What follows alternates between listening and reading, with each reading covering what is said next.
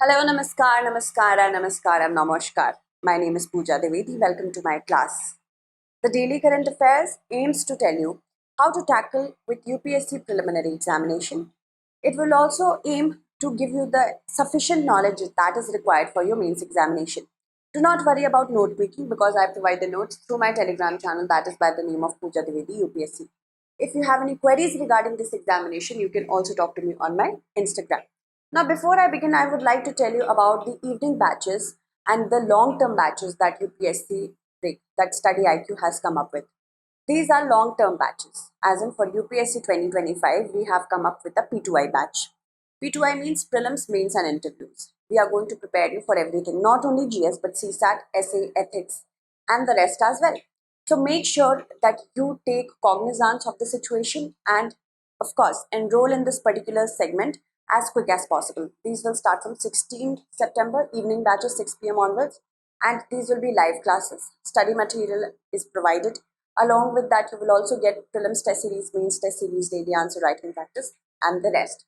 So just make sure that you use the code PD Live so that you can get it at 35,999. Generally, price is 70,000 for Hindi, English, and English. Now let's begin with our class. These are the various events that we have to cover. First, let's talk about India ASEAN Summit. Consider the following statements about the ASEAN India Summit. India has invited ASEAN countries to join Coalition for Disaster Resilient Infrastructure. Timor-Leste participated in the summit as a new permanent member, and the 20th ASEAN India Summit was held at Manila. So we have to see how many of the statements given above is or are correct. See, the India ASEAN Summit got established in the year 2002, and that was in Cambodia. And in 1992, India started its engagement with the ASEAN. ASEAN is a very important pillar of our Look East and Act East policy. And that is why it is important to continuously engage with them. That is why we established the India ASEAN Summit.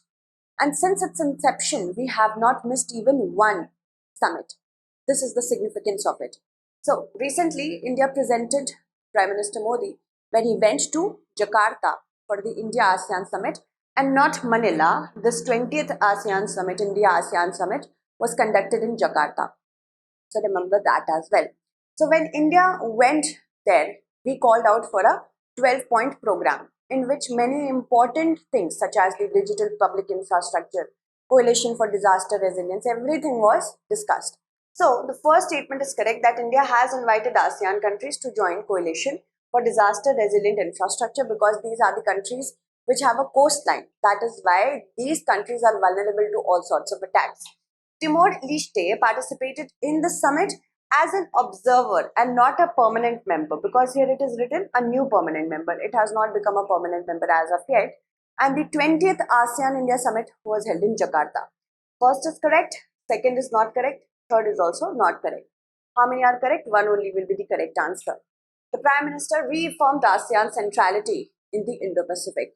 We want free and open Indo-Pacific. We know that there are many ASEAN countries with which China is at loggerheads with because of its overlapping claims on the South China Sea.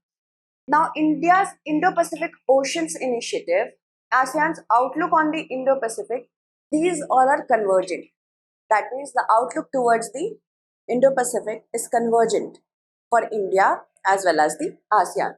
Prime Minister Modi emphasized the need to complete the review of the ASEAN-India FTA, Free Trade Agreement, in a time-bound manner, so that we can enhance our trade relations. What is ASEAN? ASEAN is a regional grouping of Southeast Asian countries. It comprises of 10 members and it came into existence through the Bangkok Declaration in 1967.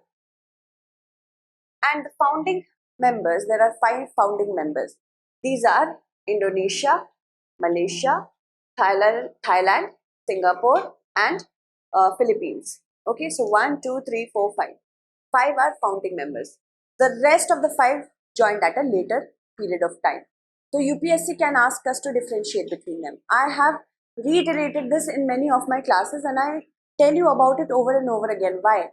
Because I want these information to be etched in your memory. Sometimes by just looking at this, you can understand that which countries are, even if I do not tell you, if I have repeated it multiple times in many of my classes, it will get etched in your memory, and then you will be able to visualize through this map better, and then mark the correct answer if it is asked in your preliminary examination. The 12-point proposal for strengthening India's relationship with ASEAN is establishing multimodal connectivity and economic corridor to connect India with Southeast Asia and the Southeast Asia through India to Middle East, that is West Asia for us, and Europe. Right now we see that India, Middle East, Europe corridor has been established. And now we need to connect Southeast Asia as well, because Sabka Saath, Sabka Vikas, and that is why it is important that a new corridor is established. And other than that, offered to share India's digital public infrastructure stack with the partners such as UPI, apps such as CoWIN, all these could be included. Announced ASEAN India's Fund for Digital Future, focusing on cooperation in digital transformation and financial connectivity. India has already shown its stature with respect to being a digitized country. Announced renewal of support to Economic and Research Institute of ASEAN and East Asia to act as knowledge partner for enhancing our engagement. Call for collectively raising issues being faced by Global South and multilateral fora. We have already seen that how African Union became a part of the G20. So this was all done at the initiation of India, and under the India's presidency, it is being, India is being touted as the voice of the Global South, because India is trying to ensure that no one gets left behind. And this is our policy. So that is why it is important to include all the countries in South Asia. Invited ASEAN countries to join Global Center for Traditional Medicine being established by WHO in India. This is in Jamnagar, Gujarat. Jamnagar, Gujarat. Traditional medicines are a group of practices such as Ayurveda, Siddha, Unani, that is being practiced not only in India but all Southeast Asian, most of the Southeast Asian countries, Asian countries as well.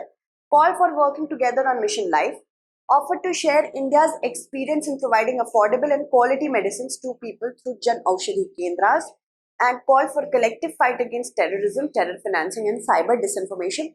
You know that 12-point program is important from the perspective of your not only the prelims examination but also the mains examination.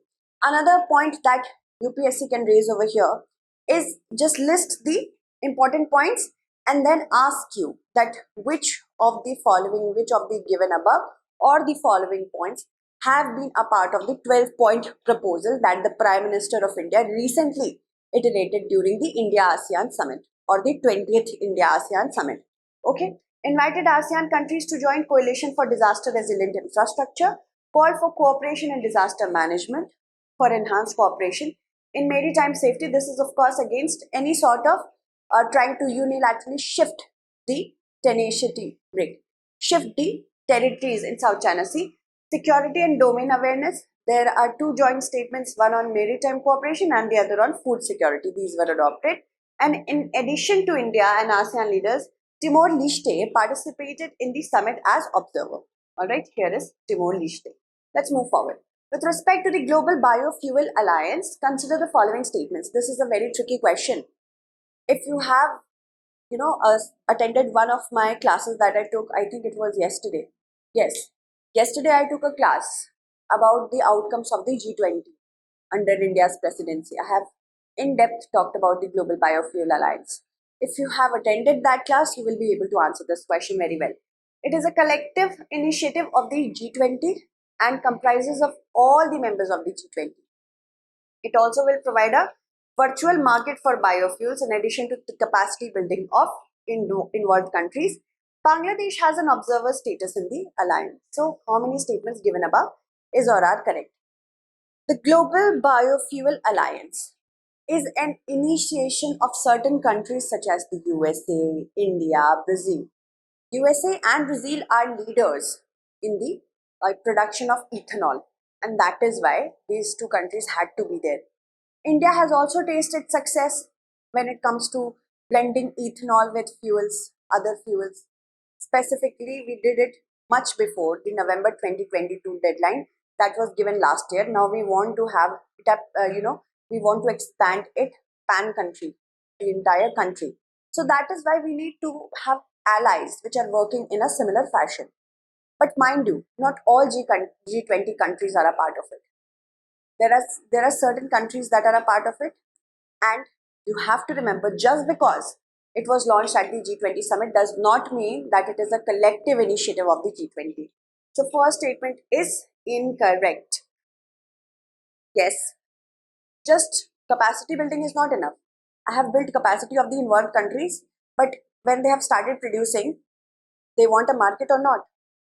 So a virtual market is also there, will also be developed, which will put all the important stakeholders, industries, academias together in order to understand how we can trade in the trade in the biofuels, so that we can shift from general fossil fuels, general conventional energy to new energy. Okay, and Bangladesh has an observer status in the alliance. No, it is Singapore and Canada that have an observer status. Bangladesh is a part of the alliance, all right, although it's not a G20 country, but it is a guest. It was a guest at the G20. So first is incorrect, second is correct, third is incorrect. Let me just see. Yes, first incorrect, third incorrect, second is correct. How many are correct? One only will be the correct answer. It is spearheaded by India, United States, and Brazil. Other countries also include Argentina, Bangladesh, Italy, Mauritius, South Africa, and the United Arab Emirates.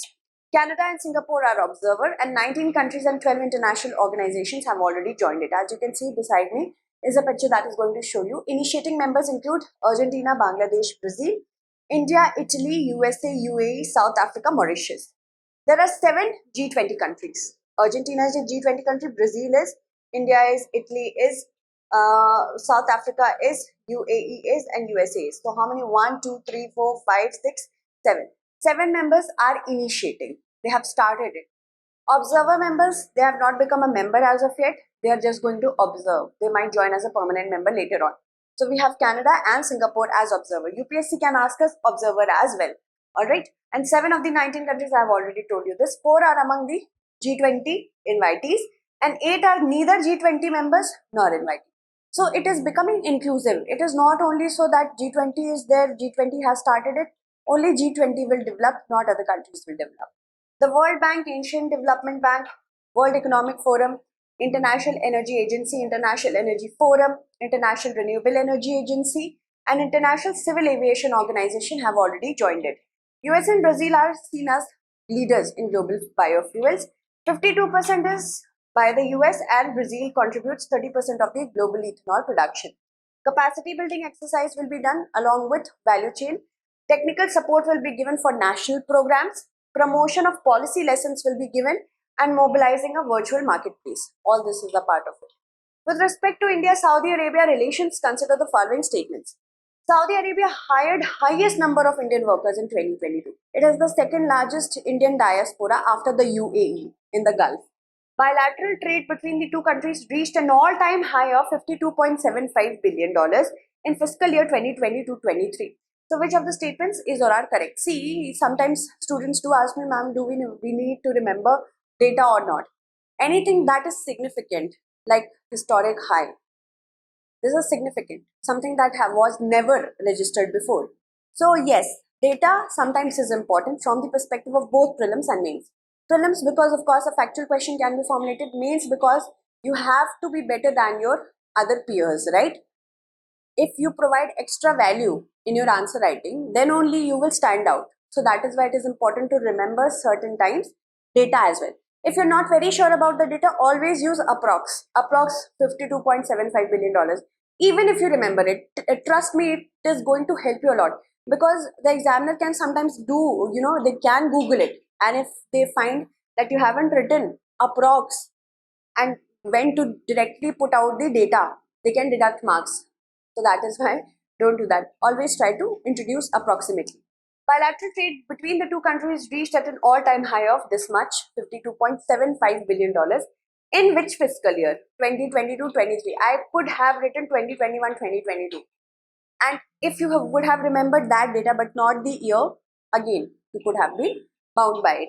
So, first is correct, second is also correct. Both are correct, both 1 and 2 are the correct answer. Recently, we know that Saudi Arabia came to India because of the G20, but separately, Saudi Arabia's crown prince, Mohammed bin Salman Al Saud, who is also, very prominent in Saudi Arabia, he was accorded a state visit for the bilateral meeting with the Prime Minister. And this is very symbolic in nature. That means we are trying to elevate our partnership. That has been given a lot of improvement, that has seen a lot of improvement under the current government. That is definitely true. Bilateral trade between the two countries have reached at an all-time high of $52.75 billion in the year 2022-23, and mid-2014, the major things that have dominated, the major sectors that have dominated our relationship with Saudi Arabia has been, of course, defense is very important, trade is very important, and even technology is also now dominating the landscape of relationship. September 11th was the day when the first leaders meeting of the Strategic Partnership Council was co-chaired by Saudi Arabia and India. All right. So these kind of questions could come. Please pay close attention to what I said over here, because another related question is there so that you can answer it correctly. Now, America is one of the few countries with which India has a trade surplus. There is UAE, which is our third largest trading partner. After that, we have Saudi Arabia. So these countries are standing out. China is also among the top four. We have to understand from the perspective of our examination that we keep abreast with the changing trading partners. And whenever you are going to give an examination, sometimes it can happen that you remember the old ones and not the new ones. So remember to check it first. Okay. Moving on. Saudi Arabia, when the Prime Minister of India went to Saudi Arabia in 2016 on a visit, he was conferred with the Arabian country's highest civilian honor. That was the King Abdulaziz Sash. Okay. And the Prime Minister of India gifted the then King Salman bin Abdulaziz Al Saud a gold-plated replica of the Cheraman Juma Masjid in Kerala. Here is the Cheraman Juma Masjid. Beautiful. And it is believed that this was the first mosque built in India by Arab traders in 629 AD. Remember, a prelims fact. MOU on defense and cooperation was also signed during the visit of the Crown Prince to India in February 2014. That was also acknowledged. Now, the Kingdom of Saudi Arabia has witnessed a five-fold jump in the number of Indian workers moving to the country for employment by recruiting the highest labor force among the Gulf country in 2022. Alright, next question. With respect to the Matsya 6000 submersible, which of the statement is not correct? It is made up of titanium alloy. It is designed by the National Institute of Ocean Technology. It has an extendable time under the sea for up to 196 hours in emergencies, and it can carry up to 3 people. So we have to select the statement which is not correct. Recently, it has been tweeted by the Union Minister Kiran Rijiju that we are ready to go with the undersea trials of the Matsya 6000, which is under the Deep Ocean Mission of India. It is a submersible. Do you remember Titan? It is made up of titanium alloy, Matsya 6000, so that it doesn't implode like the Titan did, which went for looking for Titanic wreckage, if you remember it. So option A is correct. It is designed by National Institute of Ocean Technology is also correct. The Ministry of Earth Sciences is the nodal agency for this particular project. It has an extendable time under the sea for up to 96 hours and not 196 hours. So C is not correct. It can carry up to 3 people. This is Samudrayan. So C is incorrect. Next is Samudrayan. We have done so well when it comes to Chandrayaan 3. Aditya L1 is also going fine. So now we need to explore the deep sea as well. So that is why this particular mission. The marine submersible, it has been designed and developed by National Institute of Ocean Technology, Chennai. This Matsya 6000 is basically a larger part of the Samudrayan under the Deep Ocean Mission, and it costs 4,076 crore, the entire project. And the first unmanned and manned sea trials, both. First we will send it without any people inside, and then with people inside. It will be done at 500 kilometers of depth, possibly in the Bay of Bengal, and that will be in the beginning of 2024. Proper, after the sea trials, it is expected that by 2026 we will launch it with people. Critical parameters will be reviewed, of course, after the implosion of Titan, and sensors will be developed so that we can find them out. If the submersible goes somewhere, there can be, a link with it. It doesn't like just collapse within and we do not know anything about it. Now, researchers will communicate through acoustic waves. Also remember this. And it can go up to 6,000 meters. That is why Matsya 6,000, which is of course 6 kilometers, up to 6 kilometers. And of course, there are certain countries which have already went through an indigenous manned submersible. So India wants to join this particular league of countries as well. We have USA, Russia, Japan, France and China. Remember that. Apart from India, India will of course succeed. Apart from our country, USA, Russia, Japan, France and China have also done that. Okay, and you can see width is 4 meter, height is 4.5 meter and length is 9 meters. Sometimes UPSC can ask you this amount of data as well. It can do anything. We do not want to predict this examination anymore. It's unpredictable. Why we are calling it unpredictable? It's not unpredictable as in that you can't do anything about it. You can do anything. You can do many things. You can be very well prepared with the concepts. You can be well prepared with many things. But sometimes UPSC will throw questions like you may not be ever able to do. And that is why it is called unpredictable. But there will be a majority of questions that you will be able to do. So you have to concentrate on the majority of questions. That is why I'm not leaving any stone unturned. So remember these as well. All right. Then also, of course, it has an endurance of 12 hours generally. But if there is emergency, with life support, it can go for up to 96 hours. All right. Oxygen will be supplied and CO2 will be extracted from the spares. Hope you understood it. With respect to the India-Saudi Arabia Strategic Partnership Council, I asked you to pay close attention to what I said in the India-Saudi Arabia relationship. This will help you here. Consider the following statements. The pact to establish the Strategic Partnership Council was signed in 2019 and the first summit level meeting was conducted in 2022. It has two main pillars, namely Committee on Political Security, Social and Cultural Cooperation and Committee on Economy and Investment. India is only the second country to have a FPC with Saudi Arabia. So how many are correct? Is or are correct? The Strategic Partnership Council was established in 2019 when our Prime Minister went to Saudi Arabia. So that is correct. But after the G20 summit, because Saudi Arabia was here, we conducted our first summit level meeting. Okay. So that wasn't in 2022, that was in 2023. First is incorrect. Sometimes it can happen. A part of the statement will be correct, but the other part of the statement is incorrect. So do not get confused. Make sure that you read the entire statement carefully. It has two main pillars, namely Committee on Political Security, Social and Cultural Cooperation, correct? And of course, Committee on Economic and Investments, Economy and Investment. The first is incorrect, second is correct. India is the fourth country with which Saudi Arabia has an SPC. The others include UK, France and China. Okay, UK, France and China. So first is incorrect, second is correct, third is incorrect. One only will be the correct answer. Recently, Saudi Arabia Crown Prince Mohammed bin Salman Al Saud and Prime Minister of India Modi ji, they co-chaired the first summit level meeting of the India-Saudi Arabia Strategic Partnership Council.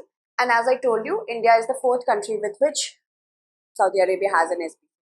UK, France and China are other three. UK, France and China. Remember, because UPSC can ask us about this.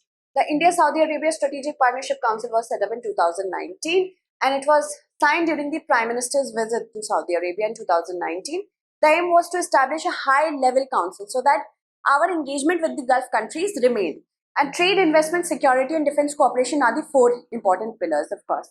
Also, the SPC has two main pillars. I have already told you about this. At the summit level, who will sit? The Prime Minister of India and the Crown Prince. After that, we have ministerial level, senior officials meeting and different joint working groups. Alright, this is how the SPC will work. With respect to Swami Vivekanand, consider the following statements. Before using Vivekananda, he took the name of Sachidanand. He organized the Ramakrishna Mission a year later after the passing away of his master. And he preached Neo Vedanta, which is an interpretation of Hinduism through a Western lens. So how many statements given above is or are not correct? This is definitely correct that Vivekananda used the name Sachidanand. It was on the recommendation of Maharaja Ajit Singh of Khetri that he changed his name in 1893. In the same year, when he went to, give out his very famous speech. And that is important for us to know because sometimes UPSC can ask us these kind of questions. Gone are the days when you just have to remember the superficial level knowledge. You have to go in depth. So first is correct. He organized Ramakrishna Mission a year later after the passing away of his master. Who was his master? His guru? Ramakrishna Paramhans ji, and he passed away in 1886. While when Ramakrishna Mission was established, it was after many years after it. When Vivekananda ji returned to India, he ensured that he went to every nook and corner of this particular country to understand the economic situation of the country and how important it is for spiritual enlightenment as well. So it was in the year 1897 when the Ramakrishna mission was established. And then he preached Neo Vedanta, which is an interpretation of Hinduism through Western lens. That is correct. First is correct, third is correct, second is not correct. One only will be correct answer because here we had to select the not correct one.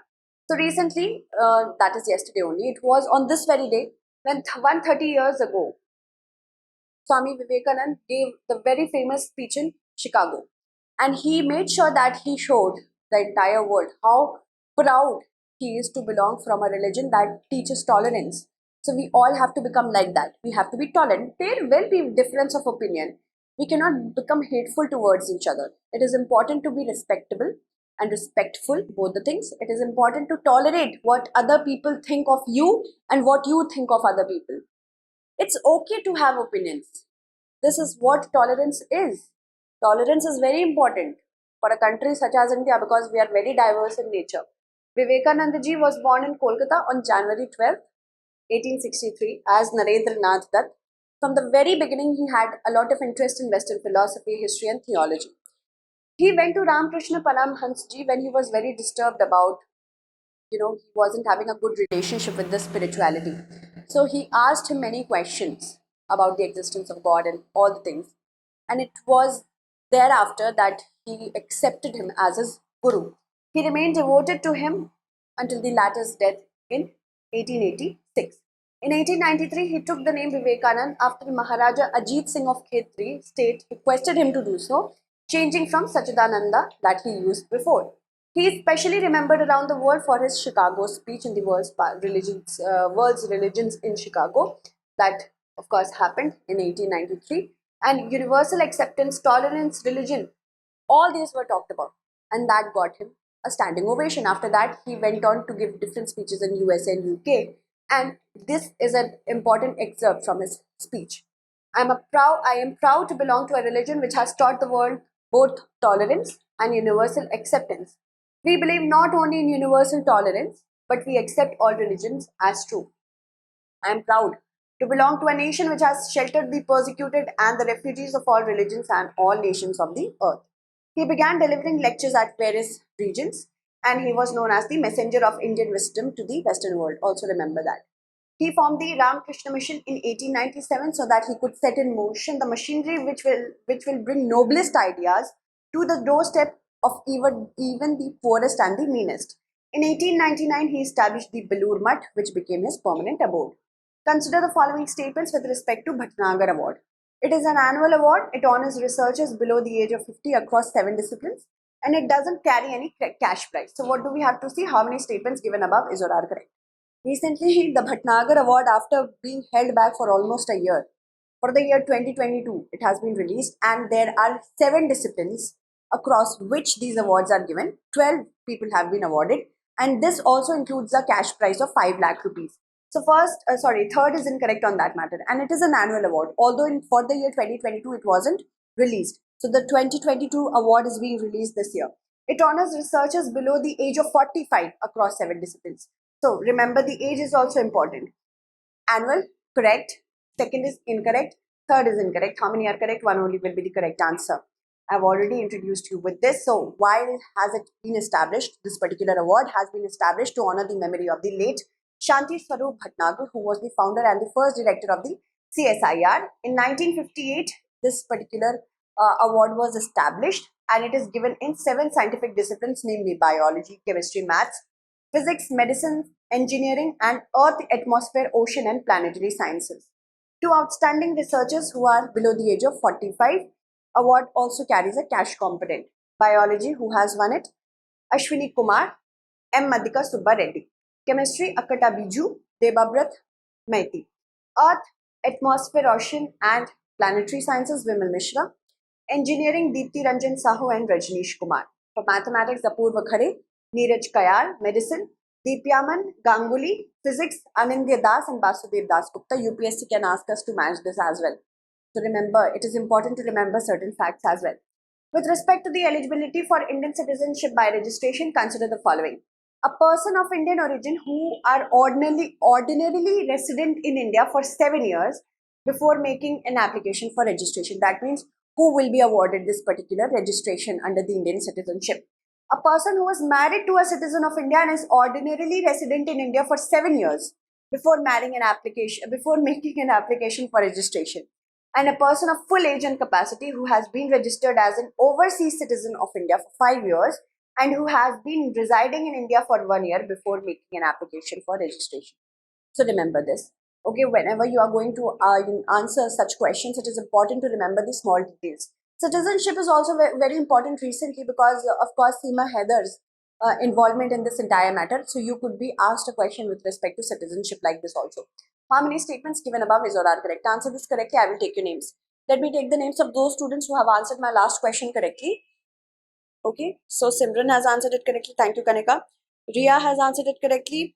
Mandeep, yes, being Shubham, it's okay if it was written Ganga dynasty because I added that he belonged to Eastern Ganga dynasty. If it was written Western Ganga, then that statement would have been wrong.